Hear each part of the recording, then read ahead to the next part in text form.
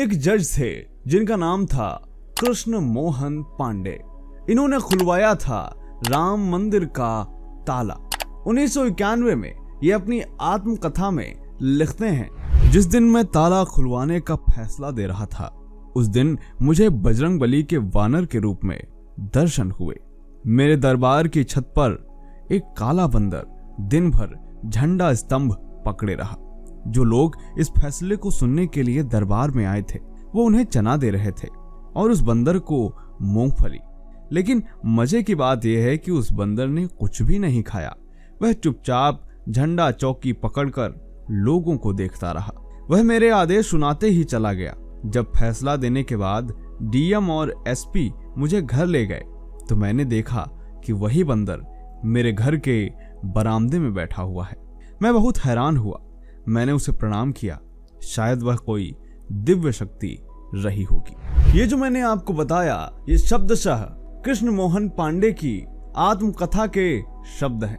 आपको बता दें कि यदि कृष्ण मोहन पांडे ने राम जन्मभूमि के ताला खुलवाने का वह फैसला उस दिन ना दिया होता तो शायद कभी बाबरी विध्वंस होता ही नहीं, और बाबरी विध्वंस होता नहीं तो आज हम राम मंदिर की यह प्राण प्रतिष्ठा कभी नहीं देख पाते। कृष्ण मोहन पांडे ने जो फैसला दिया था वह अपने आप में ऐतिहासिक था, लेकिन उस समय की सरकारें ये नहीं चाहती थी कि ये जज राम मंदिर के ताला खुलवाने पर कोई भी किसी भी तरह का फैसला दे। लेकिन उन्होंने फैसला दिया और इसकी कीमत भी उन्हें चुकानी पड़ी। जी हाँ, एक बड़ी कीमत उन्हें चुकानी पड़ी, न सिर्फ उन्हें बल्कि उनके परिवार को भी। तो चलिए क्रमवार तरीके से समझते हैं यह पूरा घटनाक्रम। स्वागत है आपका द साइंटिफिक हिंदू पर और मैं हूं आपके साथ आपका दोस्त धीरेन्द्र।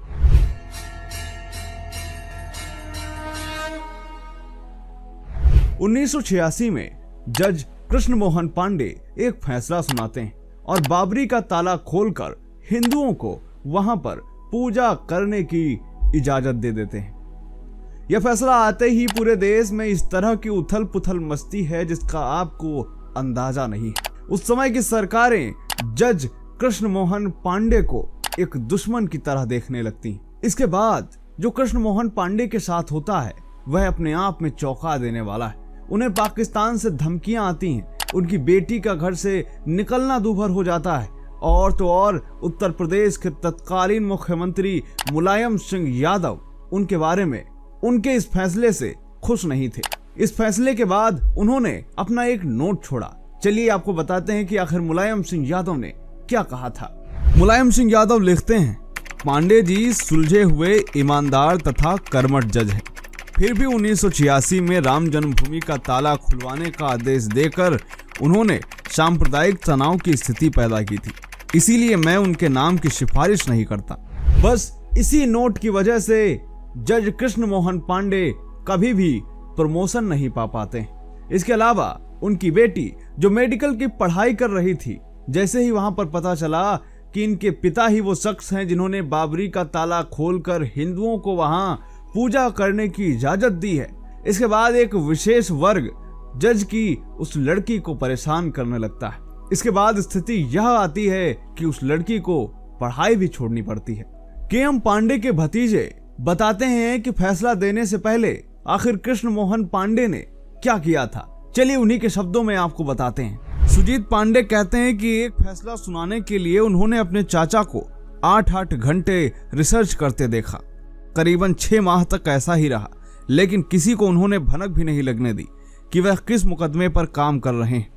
उनके चाचा को एक ज्योतिषी प्रोफेसर कुन्ने ने कहा था कि कुछ समय बाद उनका एक छोटे से जिले में ट्रांसफर होगा, वह वहां जाने से मना ना करें, उन्हें प्रसिद्धि मिलेगी। और जब उनका ट्रांसफर फैजाबाद में हुआ और उनके सामने अयोध्या का मामला आया तो वह समझ गए कि शायद यही वो केस है।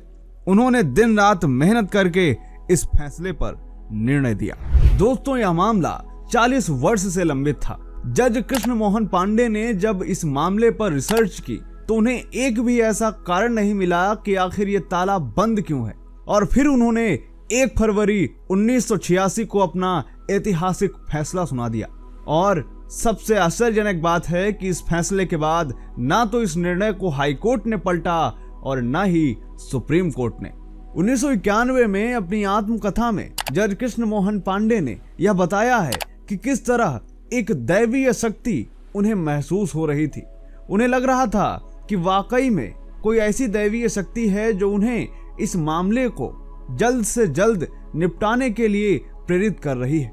ऐसा नहीं है कि सिर्फ दैवीय शक्ति के प्रभाव में आकर जज कृष्ण मोहन पांडे ने कोई फैसला सुना दिया हो, बल्कि जज कृष्ण मोहन पांडे ने दिन रात जागकर महीनों काम करके रिसर्च करके इस मामले पर पूरी तरह से जानकारी ली और इसके बाद जब कोई ऐसा साक्ष्य नहीं मिला जो यह सिद्ध करता हो कि बाबरी पर ताला लगाने का कोई कारण सही है, तब उन्होंने एक ऐतिहासिक निर्णय दिया जिससे उस समय की तत्कालीन मुलायम सिंह यादव की सरकार नाराज हो गई और इसके बाद उनकी कभी भी पदोन्नति नहीं हो सकी।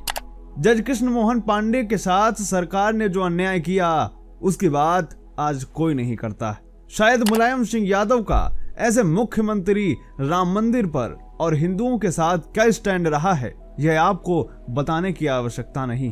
सोचिए तब जज कृष्ण मोहन पांडे के साथ उन्होंने क्या क्या किया होगा।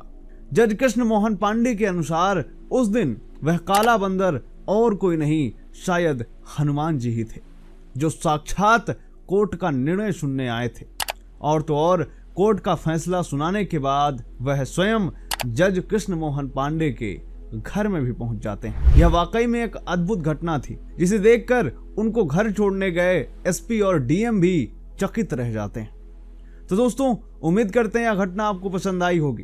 कैसा लगा आज का यह वीडियो कमेंट अवश्य करें और अपने विचार हमें देना कतई न भूलें। मिलते हैं आपसे अगले वीडियो में, तब तक के लिए जय हिंद जय भारत, वंदे मातरम।